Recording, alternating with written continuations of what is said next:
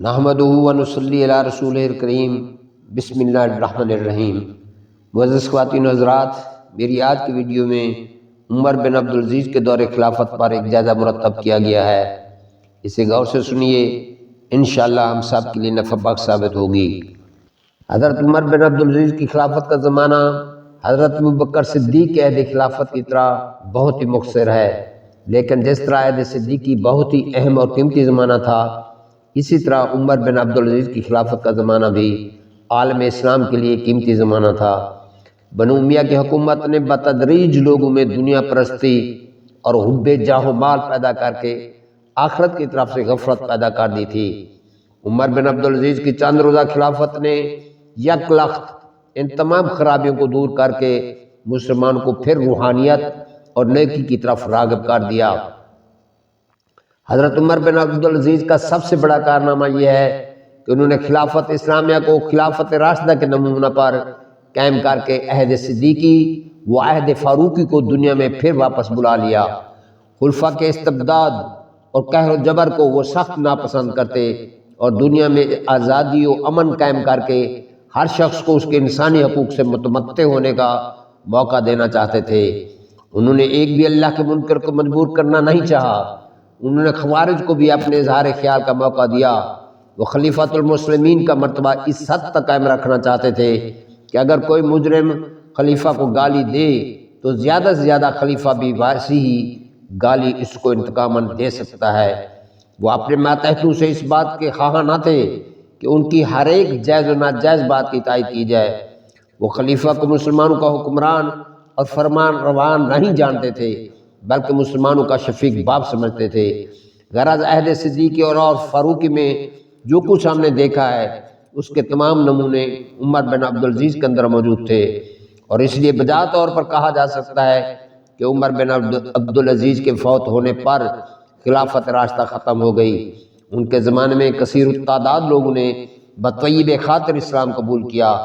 نو مسلموں کی یہ کثرت کسی دوسرے خلیفہ کے زمانہ میں نظر نہیں آتی۔ حالانکہ آپ کے عہد خلافت میں بہت ہی کم لڑائیاں ہوئیں۔ آپ کی حکومت و سلطنت کے حدود سندھ، پنجاب، بخارا، ترکستان اور چین سے لے کر مراکش، اندلس اور فرانس تک وسیع تھے۔ اتنی بڑی عظیم الشان سلطنت میں ہر جگہ یکساں سکون و امن و امان موجود تھا۔ آپ کے عہد مبارک میں سڑکیں نکالی گئیں، ہر ملک میں مدرسے اور شفا خانے جاری ہوئے۔ عدل و انصاف دنیا نے آپ کے بعد تک کبھی ایسا نہیں دیکھا۔ یہی وجہ تھی کہ آپ کے انتقال پر نہ صرف مسلمانوں کے گھروں میں ماتم ہوا، بلکہ مسلمانوں سے بڑھ کر عیسائی اور یہودی سوگوار پائے گئے۔ راہبوں نے آپ کے مرنے کی خبر سن کر اپنی عبادت خانوں میں سر پیٹ لیے اور کہا کہ آج دنیا سے عدل اٹھ گیا، اور عدل کا قائم کرنے والا اور عدل کی حفاظت کرنے والا دنیا کو خالی کر گیا۔ حضرت عمر بن عبدالعزیز نے شیعہ، سنی اور خارجی وغیرہ کے تمام اختلافات مٹا دیے، اور آج بھی کوئی شخص ایسا نظر نہیں آتا جو حضرت عمر بن عبدالعزیز کی طرف سے اپنے دل میں کوئی نفرت رکھتا ہو۔ ہر ایک سوچنے اور غور کرنے والے کے لیے موقع ہے کہ سوچے اور غور کرے کہ جو شخص سب سے زیادہ پابند اسلام ہوتا ہے، وہی سب سے زیادہ محبوب عالم بن جاتا ہے۔ آخر یہ اسلام کی خوبی نہیں تو اور کیا ہے؟ صدیق اکبر، فاروق اعظم، عمر بن عبدالعزیز، نور الدین زنگی، صلاح الدین ایوبی کو اہل یورپ بڑی عزت و عظمت کی نگاہ سے دیکھتے ہیں۔ ساتھ ہی ان کو یہ بھی دیکھنا چاہیے کہ یہ لوگ اسلام کی کس قدر پابند تھے۔ ان کی تمام خوبیاں صرف اس بات پر منحصر تھیں کہ وہ سچے پکے مسلمان تھے اور انہیں اپنی زندگی کو اسلامی نمونے پر قائم رکھنا چاہا تھا۔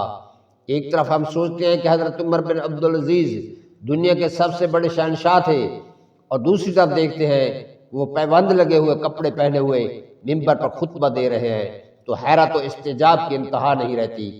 فرض اور ذمہ داری کے احساس کا اس سے بڑھ کر اور کیا مرتبہ ہو سکتا ہے کہ حضرت عمر بن عبدالعزیز کی زندگی نہایت عیش و تنعم کی حالت میں بسر ہوئی تھی، لیکن خلیفہ ہونے کے بعد صرف 2.5 سال کے عرصے میں اس قدر لاغر ہو گئے تھے کہ جسم کی ایک ایک ہڈی الگ الگ گنی جا سکتی تھی۔ معزز خواتین و حضرات، میں آج کی ویڈیو یہیں پر ختم کرتا ہوں۔ اللہ نے چاہا تو اپنی نئی ویڈیو کے ساتھ جلد حاضر خدمت ہوں گا۔ تب تک مجھے دیجیے اجازت، اپنے رکھیے گا خیال۔ امید کرتا ہوں کہ میری آج کی ویڈیو آپ کو پسند آئی ہوگی، اس لیے اسے لائک اور شیئر کرنے میں ہرگز تکلف نہ کرے۔ میرے جن کرم فرماؤں نے ابھی تک میرے چینل بانگ درس کو سبسکرائب نہیں کیا، اس سے ایک بار پھر گزارش ہے کہ وہ اسے سبسکرائب کر دیں تاکہ آنے والی ہر نئی ویڈیو کا نوٹیفیکیشن انہیں وقت پر ملتا رہے۔ اللہ ہم سب کا حامی و ناصر ہو۔ شکوہ ظلمت شب سے تو کہیں بہتر تھا، شکوہ ظلمت شب سے تو کہیں بہتر تھا، اپنے حصے کی کوئی شمع جلاتے جاتے۔ والسلام علی نگہبان۔